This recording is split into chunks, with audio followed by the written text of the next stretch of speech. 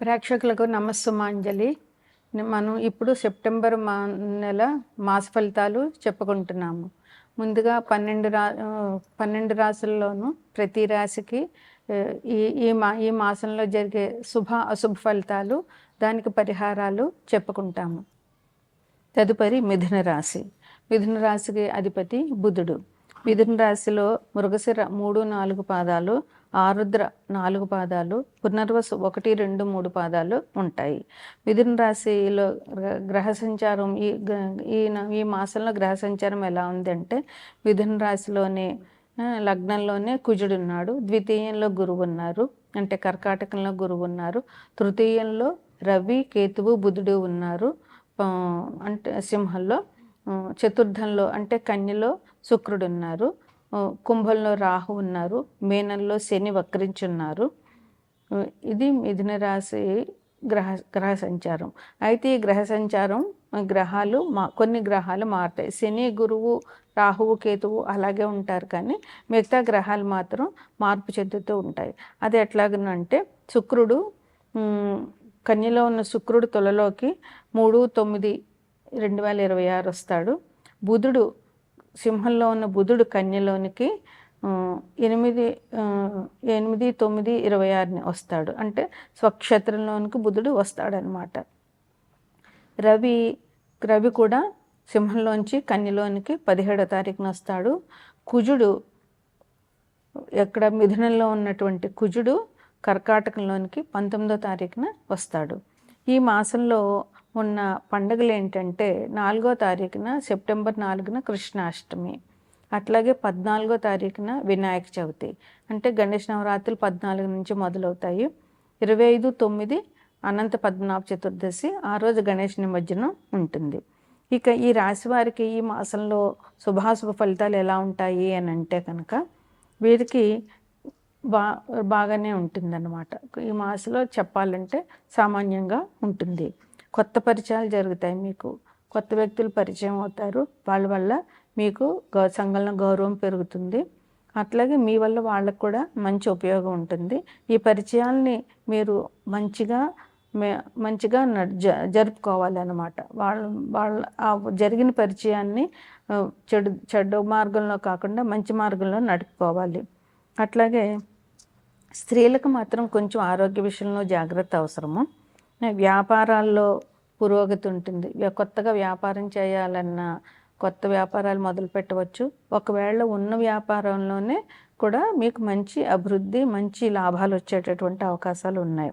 ఇంకా వ్యవహారాల విషయంలో కూడా మీకు మంచి పురోగతి ఉంటుంది. అంటే మిమ్మల్ని సంప్రదించడము, దేనికైనా లేదా మీ సలహా సంప్రదింపులు తీసుకోవడము, అట్లాంటివి ఈ మాసంలో మీకు బాగా జరుగుతాయి అన్నమాట. సాంఘికంగా కూడా మీకు చాలా మంచి గౌరవ మర్యాదలు దొరుకుతాయి. సంఘంలో పేరు ప్రతిష్టలు మీకు బాగా వస్తాయన్నమాట. ఇంకా స్థిరాస్తులు కొనే అవకాశం కూడా మీకు ఈ మాసంలో కనబడుతుంది. అదే మీకు మీ తాత తండ్రుల నుంచి వచ్చేటటువంటి ఆస్తులు ఉన్నాయంటే అవి కూడా వచ్చే అవకాశం ఉన్నది. ధనం కూడా మంచి లాభం ఉన్నది. ఉద్యోగ ప్రయత్నాలు చేసే వాళ్ళకి, కొత్త ఉద్యోగాలు ప్రయత్నం చేస్తున్న వాళ్ళకి ఉద్యోగాలు వస్తాయి. అలాగే మీరు ఎక్కడికైనా డెప్యుటేషన్ మీద వెళ్ళాలన్నా లేదా ఉద్యోగం మారాలన్నా కూడా ఈ మాసంలో మీరు దానికి ప్రయత్నాలు చేసినట్లయితే మంచి ఫలితాలు వచ్చే అవకాశం ఉంది. కొత్తగా వస్తువులు కొంటారు, అట్లాగే కొత్త బట్టలు కొనుక్కోవడము, కొత్త వస్తువులు కొనుక్కోవడము, అట్లాంటివన్నీ ఈ మాసంలో మీకు జరిగే అవకాశాలు ఉన్నాయి. ఇంకా అధికారులతోటి మాత్రం కొంచెం జాగ్రత్తగా ఉండాలి. అందువల్ల మీరు అధికారులతో జాగ్రత్తగా ఉంటే కనుక మీకు ఉద్యోగంలో కూడా మంచి అభివృద్ధి అనేటటువంటిది ఉంటుంది. ఇంకా అనవసరమైన మనస్పర్ధలు వచ్చే అవకాశం ఉంది. అందువల్ల ఎవరితో అయినా మాట్లాడేటప్పుడు ఆచితూచి మాట్లాడడం వల్ల మీకు ఎటువంటి మనస్పర్ధలు లేకుండా, దానివల్ల ఆ మనశ్శాంతి కరువకుండా ఉంటుందన్నమాట. ఇంకా కొంచెం అనారోగ్య సూచనలు కనిపిస్తున్నాయి. దానికి తగు జాగ్రత్తలు తీసుకోవడము, అంటే వేళకి నిద్రపోవడము, ఆరోగ్యానికి సంబంధించినటువంటి భోజనాలు చేయడము, అట్లా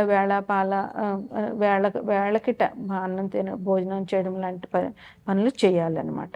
ఇంక మీరు ఈ మాసంలో చేయవలసిన పరిహారాలు ఏంటంటే, గురుజపం, గురువుకి దానం అంటే శనగలు అలాంటివి, సాయిబాబా గుళ్ళో దానం ఇవ్వడము, గురువారం పంచిపెట్టడము, లేదా దత్తాత్రేయుడి దర్శనము, లేదా రాఘవేంద్ర స్వామి దర్శనము, సాయిబాబా గురువారం నాడు దర్శనం చేసుకోవడం చాలా మంచిది.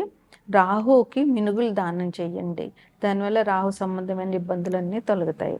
ఇంకా దేవి ఆలయాలు, అమ్మవారి ఆలయాలు, లక్ష్మీదేవి అయినా సరే, దుర్గాదేవి అయినా, ఏదైనా అమ్మవారి ఆలయాలు సందర్శించడం వల్ల మీకు ఇంకా మంచి జరిగే అవకాశాలు ఈ మాసంలో కనిపిస్తున్నాయి. కృష్ణాష్టమి.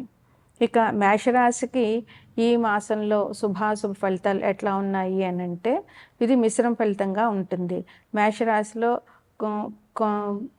కొంతమంది జన్మ నక్షత్రాలను బట్టి కూడా మారుతూ ఉంటుంది రాశిలో ఈ ఫలితాలు అనేవి. ముఖ్యంగా ఆనాన్ని యావరేజ్గా చెప్పుకోవాలి అని అంటే కనుక కొంచెం చాలా బాగానే ఉంటుంది. అన్ని రకాల సౌకర్యాలు వీళ్ళకు ఉంటాయి. ఆదాయంలో కూడా కొత్త అవకాశాలు, ఇప్పుడు ప్రస్తుతం వాళ్ళు ఏ విధంగా ఆదాయం సంపాదించుతున్నా కానీ ఇంకా కొత్తగా ఏదైనా ఆదాయం సంపాదించాలి అని వాళ్ళు అనుకుంటే కనుక ఆ మార్గాల్లో కూడా వాళ్ళకి ఆదాయం బాగానే లభిస్తుంది అన్నమాట. ఇంకా కుటుంబ విషయాల్లో మాత్రం కొంచెం జాగ్రత్త వహించాలి. కుటుంబ సభ్యులతో మంచిగా వ్యవహరించాలి. లేదంటే కొంచెం కుటుంబంలో కలహాలు వచ్చేటటువంటి అవకాశాలు ఈ రాశి వారికి ఈ మాసంలో కనిపిస్తున్నాయి. ఇక గురుడేమో చతుర్థంలో ఉన్నాడు కనుక, చతుర్థం అంటే అది చాలా ఆనందదాయకమైనటువంటి గ్రహం. అది గురుడు మంచి గ్రహం. అది చతుర్థంలో కర్కాటకంలో గురుడు ఉచ్చలో ఉంటాడు. అది చతుర్థం అంటే మనిషి యొక్క ఆ సుఖ సౌఖ్యాలు చూపించేటటువంటి చతుర్థం ఇల్లు అన్నమాట. అందుకని గురుడు చతుర్థంలో ఉన్నారు కనుక మేషరాశి వారికి ఈ మాసంలో అన్ని రకాల సౌకర్యాలు దొరుకుతాయి. అంటే వాళ్ళు ఇల్లు కొనాలనుకుంటే ఇల్లు కొనుక్కోవచ్చు, లేదంటే వాళ్ళు మంచి బిజినెస్ మొదలు పెట్టాలంటే మొదలు పెట్టచ్చు, వాహనాలు కొనాలన్నా కొనుక్కోవచ్చు. ఇట్లాంటి గురువు నుంచి మంచి లాభం వీరికి మేషరాశి వారికి ఈ మాసంలో ఉన్నదన్నమాట. ఇక ఆర్థికంగా పురోగతి ఉంటుంది. ఉద్యోగాలు చేసే వాళ్ళకి మంచి పురోగతి ఉంది. విద్యార్థులకు కూడా మంచి పురోగతి అనేటటువంటిది లభిస్తుంది అన్నమాట. ఇంకా వీళ్ళకి క్రమశిక్షణ అనేటటువంటిది చాలా అవసరం. క్రమశిక్షణ ఉన్నప్పుడే వీళ్ళు జాగ్రత్తగా చేయగలుగుతారు. అందువల్ల క్రమశిక్షణ ఉంటే అన్ని రకాలుగాను అభివృద్ధిలోనికి వస్తారు. మేషరాశి వారు తప్పకుండా పాటించాల్సిన నియమం ఏంటంటే క్రమశిక్షణ ఉండాలి. అనవసరం ఖర్చులు కనిపిస్తూ ఉన్నాయి ఈ రాశి వారికి. అందువల్ల అనవసరమైన ఖర్చులు తగ్గించుకుని ఎంతవరకు అవసరము, ఏది అవసరం అనేది వివేచనతో ఆలోచించి వాళ్ళు ఖర్చు పెట్టవలసిన అవసరం ఎంతైనా ఉంది. ఇంకా ఆర్థికంగా తీసుకునేటటువంటి నిర్ణయాలు కొంచెం జాగ్రత్తగా ఉండాలి. అంటే ఎవరికైనా ఏమైనా అప్పులు ఇవ్వాలంటే వాళ్ళు కరెక్ట్గా తీర్చని మనుషులా, లేదా ఇందులోనే పెట్టుబడి పెట్టాలంటే అది మనకి లాభదాయకమా కాదా అనేటటువంటి వివేచన వీరికి చాలా అవసరం. వీరికి కోపం కొంచెం తగ్గించుకోవాలి.